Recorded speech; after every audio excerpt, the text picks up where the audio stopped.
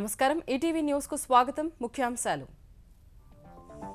అమరావతిలో పెట్టుబడులకు బ్రిటన్ సంస్థల ఆసక్తి జూన్లో కింగ్స్ ఆసుపత్రికి శంకుస్థాపన సమన్వయం కోసం లండన్లో ఏపీ సర్కార్ కార్యాలయం ఆంధ్రప్రదేశ్లో పెట్టుబడులు పెట్టాలని ప్రవాసులకు చంద్రబాబు పిలుపు గ్రామాలను దత్తత తీసుకోవాలని సూచన పూర్తిగా సహకరిస్తామని హామీ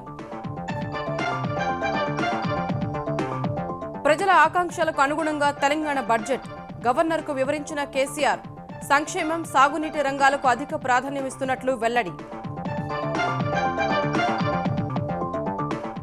తెలంగాణలో టెట్కు నేడు నోటిఫికేషన్ మే 1న పరీక్ష ఈ నెల 16 నుంచి దరఖాస్తుల స్వీకరణ తాగునీటి కష్టాలు తీర్చేందుకు ఒంగోలు నగరపాలక సంస్థ ప్రయత్నాలు పాత బావుల పునరుద్ధరణ ఇంకుడు గుంతలతో నిజామాబాద్ జిల్లా నాగన్పల్లిలో జలసిరులు విశ్వకళా వైభవంతో పులకించిపోయిన యమునా తీరం మహా సంగీత విభావరితో ప్రతిధ్వనించిన ఉత్సవ ప్రాంగణం అబ్బురపరిచిన కళా ప్రదర్శనలు దక్షిణాఫ్రికాతో వార్మప్ మ్యాచ్లో పోరాడి ఓడిన భారత్ భారీ లక్ష్య ఛేదనలో తడబడిన ధోనీసేన 4 పరుగుల తేడాతో గెలుపొందిన సఫారీలు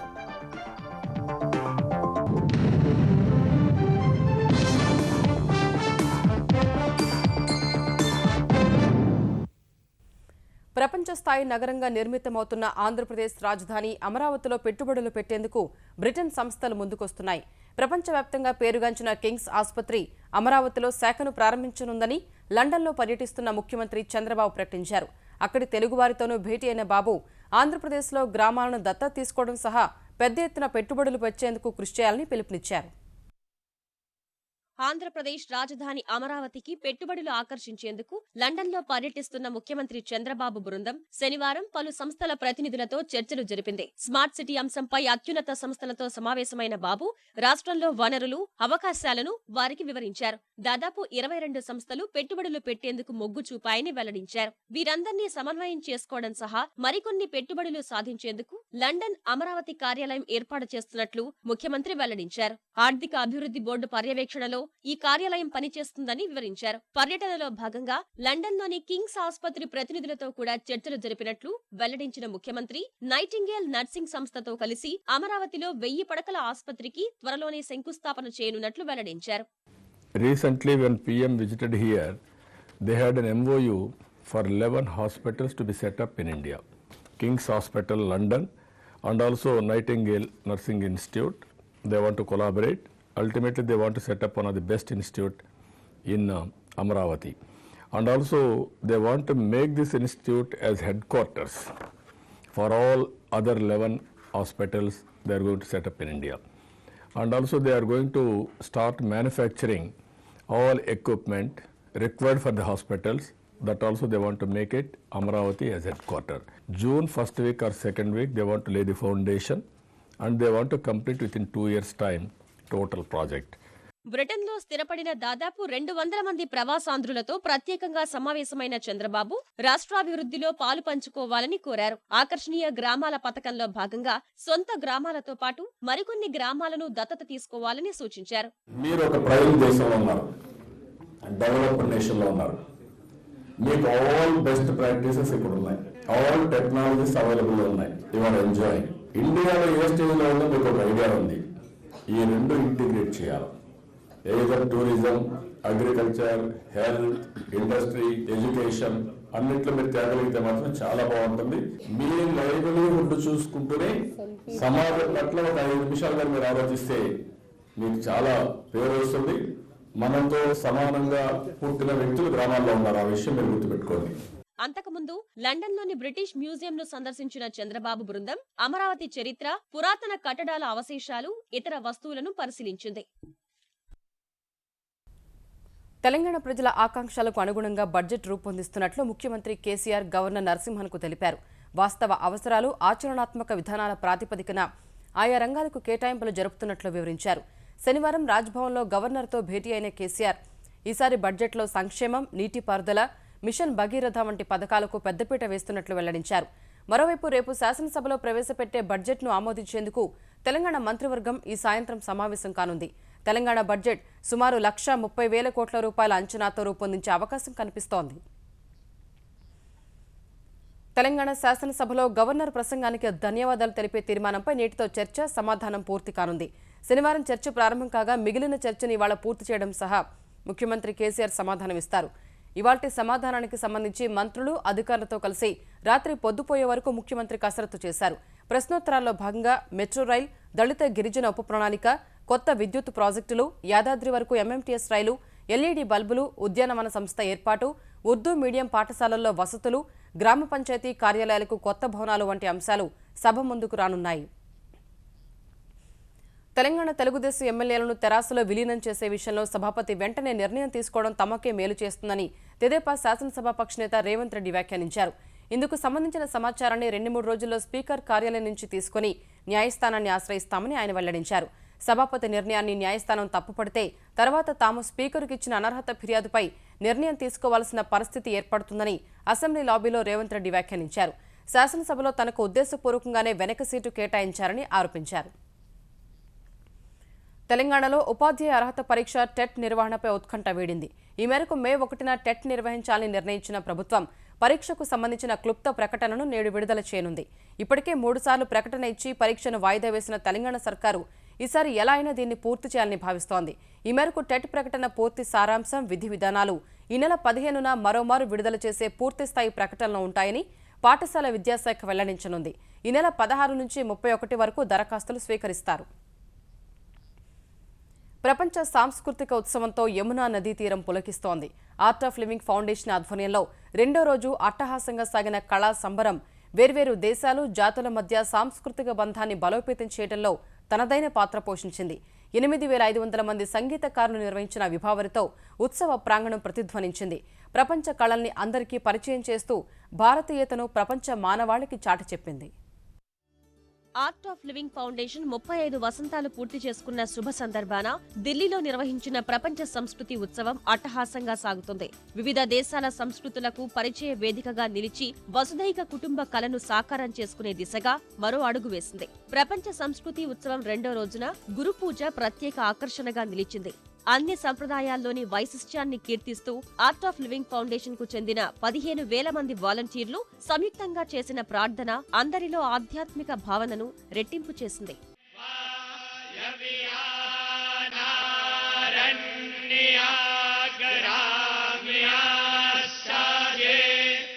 art of living grand symphony సంస్కృతి ఉత్సవానికి వచ్చిన లక్షలాది మందిని సమ్మోహనపరిచింది. వేర్వేరు దేశాలకు చెందిన 8,500 మంది కళాకారులు 50 రకాల సంగీత వాయిద్యాలను ఒకేసారి శృతి చేయగా యమునా తీరం సుస్వర సంద్రంగా మారింది.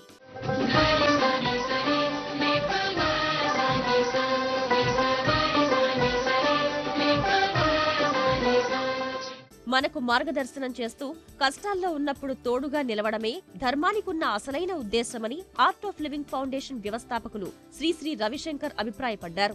యమునా తీరాన నిర్వహిస్తున్న సంస్కృతి ఉత్సవానికి ప్రపంచవ్యాప్తంగా విశేష ఆదరణ లభిస్తోందని చెప్పారు. We need to wake up to the human values that all religions have been talking all through the ages.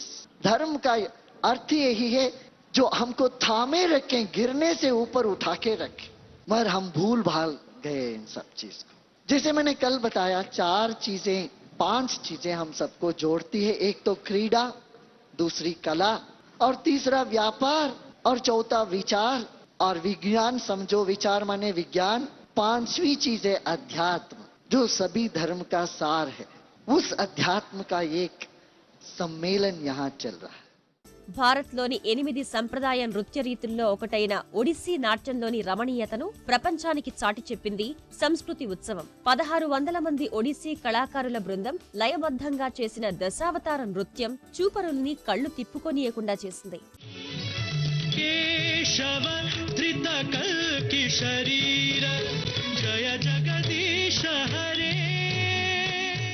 Chhattisgarh కు చెందిన పంతి జానపద నృత్యం, మధ్యప్రదేశ్ గుడుం బాజా, సిక్కిం కు చెందిన మారుని నృత్యాలు విశేషంగా ఆకట్టుకున్నాయి.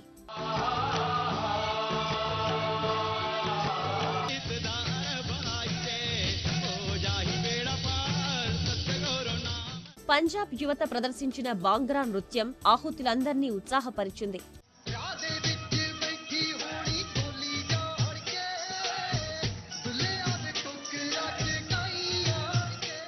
ఇక అంతర్జాతీయ సంగీతంతో యమునా తీరం మారుమోగింది. థాయిలాండ్ నుంచి వచ్చిన 150 మంది కళాకారుల బృందం ఖోన్ నృత్య ప్రదర్శనతో అందరినీ ఆకట్టుకుంది.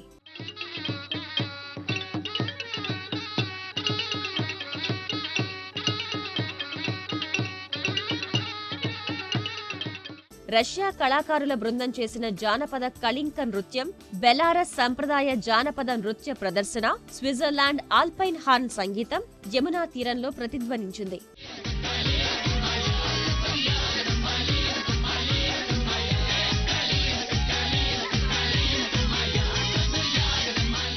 సంగీతంలోని మాధుర్యాన్ని చాటుతూ చైనాకు చెందిన 1000 మంది గాయకులు సంయుక్తంగా ఆలపించిన గీతాలహరి ప్రపంచ సంస్కృతి.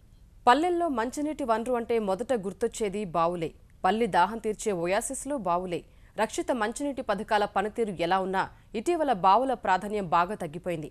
పాతకాలం నాటి బావుల వినియోగం, సంరక్షణ పూర్తిగా వదిలేశారు. ఆపత్కాలంలో ఆదుకునే ఎన్నో బావులు చెత్తా చెదారంతో నిండి ఎందుకు పనికిరాకుండా పోయాయి. ప్రస్తుత జలగండం నేపథ్యంలో బావులను పునరుద్ధరించుకునేందుకు ఒంగోలు నగరపాలక సంస్థ అధికారులు అడుగులు వేస్తున్నారు. వరుణుడు కరుణించలేదు, భూగర్భ జలాల జాడలేదు, దాహం తీరే దారి లేక ప్రకాశం జిల్లా వాసుల గొంతెండుతోంది. ఎంత కొట్టినా నీరు రాని బోర్ల వద్ద బిందె నీటి కోసం పడిగాపులు పడుతున్నారు. జిల్లా కేంద్రం ఒంగోలులోనూ పరిస్థితి తీవ్రంగానే ఉంది. నగరపాలక సంస్థ పరిధిలో ఉన్న చెరువులు ఎండిపోతున్నాయి. ప్రస్తుతం 5 రోజులకోసారి నగరానికి నీరు విడుదల చేస్తున్నారు. ఈ నీరు అయిపోయాక ఏం చెయ్యాలి? ప్రజల అవసరాలు ఎలా తీర్చాలనేది ఇప్పుడు అధికారుల ముందున్న ప్రశ్న. ఈ నేపథ్యంలో తాగునీటి గండం నుంచి నగరాన్ని గట్టెక్కించేందుకు ఒంగోలు నగరపాలక సంస్థ అధికారులు పురాతన బావులను పునరుద్ధరించే పనిలో పడ్డారు. పూర్వంలో మంచినీళ్ళ బావి ఇవి. ఈ బావి చాలా మందిని ఆపింది. అమ్ముకునేవాళ్ళు కూడా తీసుకెళ్లేవాళ్ళు నీళ్లు. ఆ బావి పాడుపడిపోయింది, మొత్తం ఊడిపోయింది. కమిషనర్ గారు పుణ్యాన అది ఇప్పుడు బాగుపడింది. మళ్ళీ 10 రోజుల కిందట బావిలో మొత్తం పూడికంతా తీపిచ్చి ఇక్కడే వేశారు. దానివల్ల ఒంగోలులో ఇక్కడ చుట్టుపక్కల ఉన్న ప్రజలందరికీ కొద్దిగా దాహార్తి తీరుస్తుంది బావి. ఇది ఒంగోలు నగరంలో కోదండం బావి. ఒకప్పుడు ఎంతో మందికి ఇదే తాగునీటి ఆధారం. ఇప్పుడు ఈ బావి పూర్తిగా శిథిలమైంది. చుక్క నీటికి కటకటలాడుతున్న ఈ సమయంలో ఈ బావే మళ్లీ అందరికీ గుర్తొచ్చింది. శిథిలావస్థలో ఉన్న బావిని అధికారులు సంస్కరిస్తున్నారు. ఈ బావితో పాటు ఇతర ప్రాంతాల్లో బావులను అందుబాటులోకి తీసుకొచ్చేందుకు సన్నాహాలు పూర్తి చేశారు. నగరపాలక సంస్థ అధికారుల నిర్ణయంతో చారిత్రక బావులకు మోక్షం కలుగుతోంది. చిన్నప్పుడు నీళ్లు మంచినీళ్ళు అవి తాగుతూ ఉండేవాళ్ళం. ఇప్పుడు ట్యాంకర్లు 100 ట్యాంకర్లు నీళ్ళు అందించేది. ఇది తర్వాత 15 సంవత్సరాల నుంచి మూతపడిపోయింది. ఇది 1212లో రాజుల కాలంలో స్థాపించింది బావి. దీన్ని పూడికి తీసి అంత బాగా చేస్తున్నారు. ఇప్పటికే నగరంలో గుర్తించిన 20కి పైగా బావులను అధికారులు పునరుద్ధరించారు. పేరుకుపోయిన పూడికను తొలగించి మరమ్మతులు చేశారు. అధికారుల చర్యల వల్ల మళ్లీ బావుల్లో నీరు ఊరుతోంది. విపత్కాలంలో కొంత ఆసరాగా నిలుస్తున్నాయి ఊట బావులు. ఇంతకుముందు మనం ఎప్పుడైతే సాగర్ నీళ్లు 2 SS ట్యాంక్స్ ద్వారా ఫిల్ చేసి నీరు అందించినప్పుడు ఇవి అంతగా పట్టించుకోలేదు. ప్రజలు దాని అవసరాన్ని గుర్తించలేదు.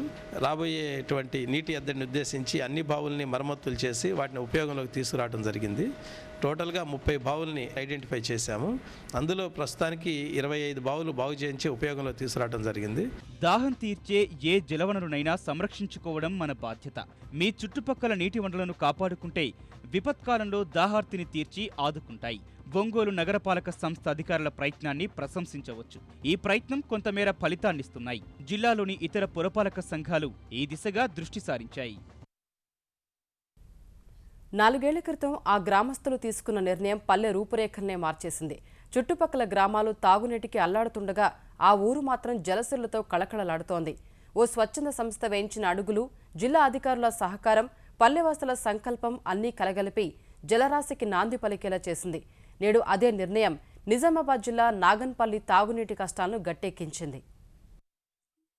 నిజామాబాద్ జిల్లా నాగన్పల్లి జలసిరులతో కళకళలాడుతోంది.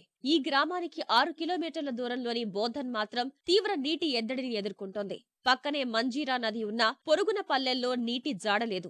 భూగర్భ జలాలు పాతాళానికి పడిపోయాయి. బిందెడు నీటి కోసం జనం కిలోమీటర్ల దూరం వెళ్తున్నారు. నాగన్పల్లి వాసులకు మాత్రం 4 ఏళ్లుగా కరవు అనే మాటే లేదు. ఇంకుడు గుంతల నిర్మాణంతో నీటి చుక్కలు ఒడిసి పడుతున్నారు. యాక్చువల్గా చూస్తే పక్కపని గ్రామాల్లో అయితే చాలా దూరం వెళ్ళి నీళ్ళు తెస్తున్నారు సార్. మా గ్రామంగా అయితే నీళ్ళ కొదవ లేదు. ఇదే ఇట్లా మేము చేసినట్టు పక్క గ్రామాలు కూడా చేస్తే మనకు ఎక్కడికక్కడ భూగర్భ జలాలు పెరిగే అవకాశంగా బాగా పెరుగుతాయి కూడా, పెరగాయని కాదు, చాలా ఉపయోగం అనిపించింది సార్. ఇది ఇక్కడ ఉన్న బోర్ ఉండటం వల్ల అక్కడ బోర్ పెరిగింది సార్. ఒక 10 బిందెలు స్నానం చేసినా కానీ దాంట్లో నిండిపోతున్నాయి. మాకు శుభ్రం అయిపోయింది. ఇప్పుడు ముందు ఒక 20-30 సంవత్సరాల నుంచి మాకు అదే ఉండే మొత్తం. ఇప్పుడు అది పోయింది, ఇక మురుగంతా పోయింది, దోమలు పోయినాయి, అన్నీ పోయినాయి. 4 ఏళ్ల క్రితం నాగన్పల్లిలో అపరిశుభ్రత తాండవించేది. సాధ్యాయి పరవార్ అనే స్వచ్ఛంద సంస్థ చూపిన మార్గం ఊరి తలరాతను మార్చింది. గృహ స్వచ్ఛ్, గ్రామ స్వచ్ఛ్, సమాజ స్వచ్ఛ్ అనే నినాదాలు గ్రామస్తుల్ని ఆలోచింపచేశాయి. వీటన్నింటికీ ఇంకుడు గుంతతో పరిష్కారం లభిస్తుందని గుర్తించి ఆచరణలో పెట్టి మంచి ఫలితాలు సాధిస్తున్నారు. ఈ చుట్టుపక్కల ఏరియాలో ఒక బోరు ఎత్తేసింది. ఇది కట్టుకున్నప్పటి నుంచి తర్వాత ఒక 2 సంవత్సరాల తర్వాత చూస్తే అందులో వాటర్ వచ్చేసినాయి. అందులో గ్రౌండ్ వాటర్ పెరిగింది. ఊర్లో మాత్రం ఇంకా ఏదైనా పని మానేస్తున్నారు కానీ ఇంకుడు గుంత నిర్మాణం చేసుకుంటారు. ఫస్ట్ 300 కుటుంబాలు ఉన్న నాగన్పల్లి గ్రామస్తుల చైతన్యాన్ని చూసిన జిల్లా యంత్రాంగం మరింత ప్రోత్సాహాన్ని అందించింది. 100% ఇంకుడు గుంతలు నిర్మించే దిశగా తోడ్పాటు అందించింది. ప్రభుత్వ సహకారంతో మరింత ప్రగతిని సాధిస్తామని గ్రామస్తులు ధీమాగా చెప్తున్నారు. కాన్సెప్ట్ గ్రౌండ్ వాటర్ పెరగడము ప్లస్ భూమాతకు మనం జలాభిషేకం చేయడం, ఆధ్యాత్మికంగా భూమాతకు జలాభిషేకం చేయడం జరుగుతుంది అన్నట్టు. మన యొక్క వాటర్ని వేస్టేజ్ కాకుండా మన వాటర్ మనకే అన్నట్టుగా ఆ వాటర్ మొత్తం మనం భూమిలో పంపించి, ఏదైతే మన పక్కన ఏదైనా సింగిల్ ఫేస్ మోటార్ ఉన్నా కానీ దాని పక్కన కట్టుకుంటే దాని యొక్క వాటర్ కూడా మళ్ళీ పెరిగే అవకాశం ఉంటుంది. కాబట్టి ప్రతి ఒక్కరూ ఈ వేస్టేజ్ని కాకుండా వాటర్ని మళ్ళీ భూమాతకు వదలడానికి మనం ప్రయత్నం చేద్దాం. బోధన్ మండలంలోని మరో గ్రామం సిద్ధాపూర్ ముఖ చిత్రాన్ని కూడా ఇంకుడు గుంతల నిర్మాణాలు పూర్తిగా మార్చేశాయి. నీటి సమస్య మచ్చుకైనా కనిపించడం లేదు. ఇంకుడు గుంతల నిర్మాణం భూగర్భ జలాలకు దన్నుగా నిలుస్తోంది. 6 నెలల క్రితం తల్లిదండ్రులను ఎదిరించి ప్రేమ వివాహం చేసుకున్న వర్ధమాన గాయని మధుప్రియ తన భర్తపై పోలీసులకు ఫిర్యాదు చేసింది. పెళ్లైన 3 నెలల వరకు బాగానే ఉన్నాడని, తర్వాత తనను మానసికంగా, శారీరకంగా వేధింపులకు గురి చేశాడని ఫిర్యాదులో పేర్కొన్న ఆమె భర్త శ్రీకాంత్పై వరకట్న వేధింపుల కేసు పెట్టింది. హైదరాబాద్ హుమాయూన్ నగర్ పోలీస్ స్టేషన్కు తల్లితో కలిసి వచ్చిన ఆమె ప్రేమ వివాహం చేసుకుని మోసపోయానని కన్నీరు పెట్టుకుంది. బ్యాక్గా నేను శ్రీకాంత్ అనే ఒక అబ్బాయిని పెళ్లి చేసుకున్నాను. మనస్ఫూర్తిగా ఇష్టపడి పెళ్లి చేసుకున్నాను. కానీ ఆ అబ్బాయి నన్ను డబ్బుల కోసమో దేనికోసమో నన్ను వాడుకుంటాడని మాత్రం నేను అనుకోలేదండి. శ్రీకాంత్ నన్ను చాలా టార్చర్ పెట్టాడు. నేను చెప్పుకోలేకపోతున్నాడు, చాలా కొట్టాడు. ఈ సందర్భం అమెరికా అధ్యక్ష ఎన్నికల్లో రిపబ్లికన్ పార్టీ అభ్యర్థి రేసులో ముందున్న డొనాల్డ్ ట్రంప్ ఇటీవల చేసిన వివాదాస్పద వ్యాఖ్యలపై నిరసన వెల్లువెత్తుతోంది. ముస్లింలపై ట్రంప్ వ్యాఖ్యలకు వ్యతిరేకంగా ఆయన ప్రచార సభలోనే కొందరు నిరసన వ్యక్తం చేస్తున్నారు. తాజాగా ఒహయో రాష్ట్రంలోని డేటన్ నగరంలో ప్రచారం నిర్వహిస్తుండగా ఓ వ్యక్తి ట్రంప్ నిల్చున్న వేదికపైకి దూసుకొచ్చేందుకు ప్రయత్నించాడు. వెంటనే అతను నిలువరించిన భద్రతా సిబ్బంది అక్కడి నుంచి బయటకు పంపించి వేశారు. అనంతరం అగంతకుడిని అరెస్ట్ చేసినట్టు పోలీసులు తెలిపారు. నిరసనకారుడు డెమోక్రటిక్ అభ్యర్థి శాండర్స్ అనుచరుడని ట్రంప్ ఆరోపించారు.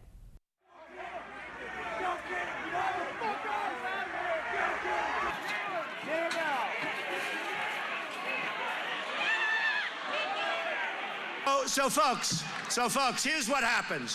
I will call up Carrier, the president, because I have to do it myself. I know it's not.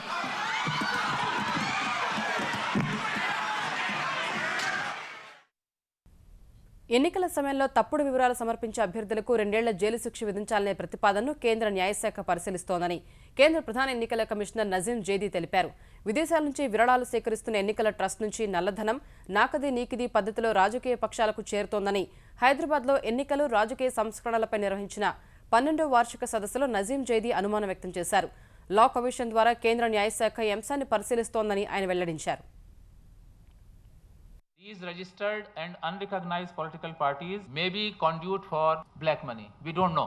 However, now under our revised transparency guidelines, we have laid down that all registered unrecognized political parties will have to file their annual audited contribution report to our Chief Electoral Officer. This practice has just begun and we are going to monitor and we will see how things come in the future. Banking రంగంలో తలెత్తిన మొండి బకాయిల సంక్షోభాన్ని భూతద్దంలో చూడొద్దని కేంద్ర ఆర్థిక మంత్రి Arun Jaitley RBI governor Raghuram Rajan బ్యాంకులకు సూచించారు. అయితే బ్యాంకుల రుణ కార్యక్రమాలతో పాటు వృద్ధిపై ఇది ప్రభావం చూపిస్తోందన్నారు. రిజర్వ్ బ్యాంక్ గవర్నర్ల బోర్డు సమావేశం తర్వాత మాట్లాడిన జైట్లీ వ్యక్తిగత ఎగుమతిదారుల అంశాన్ని ప్రత్యేకంగా చూస్తామని తెలిపారు. మొండి బకాయిలను భూతద్దంలో చూడటం ద్వారా ప్రజలు రక్షణాత్మక ధోరణిలో పడిపోతారన్న ఆయన రుణ కార్యకలాపాలు దెబ్బతింటాయని చెప్పారు. ఆ పరిస్థితి తలెత్తడం మంచిది కాదన్న జైట్లీ వ్యక్తుల పరంగా ఈ అంశాలను ప్రత్యేకంగా చూడాల్సిన అవసరం ఉందన్నారు. అదే అభిప్రాయాన్ని వ్యక్తం చేసిన రఘురాం రాజన్ పారిశ్రామికోత్పత్తి సూచీ ఫలితాలు నిరాశాజనకంగా ఉన్న వేళ భారత వాణిజ్య రంగం ఇప్పుడిప్పుడే కోలుకుంటోందని తెలిపారు. ఆర్థిక రంగం పుంజుకుంటున్నప్పటికీ బలమైన పురోగతి లేక అభివృద్ధిలో ఊగుసలాట కనిపిస్తోందన్న ఆయన దేశం ఈటీవీ న్యూస్ సమాప్తం. నమస్కారం.